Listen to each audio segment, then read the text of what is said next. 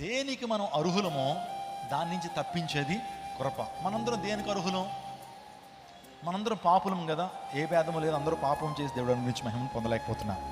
మనలో ఏ ఒక్కళ్ళు మంచోళ్ళం కాదు, మనలో అపవిత్రత ఉంది, మనలో పాపం ఉంది, మనలో అవిధేయత ఉంది, ఇంకా చెప్పాలంటే మనలో మంచితనం లేదు. అసలు వాస్తవానికి మనము దేనికైతే అర్హులమో మన అర్హత ఏంటో చెప్పమంటారా?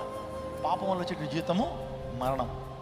మనం దేనికి అర్హులం అంటే నిత్య నరకాగ్నిగుండానికి అర్హులం. ఆ తర్వాత పాపానికి వచ్చే జీతానికి మరణానికి అర్హులం, శిక్షార్హులం, మరణానికి అర్హులం.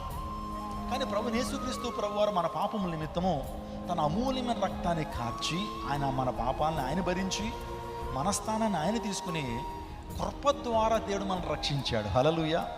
ఆయన కృప ద్వారా మన దేవుడు మనల్ని రక్షించాడు.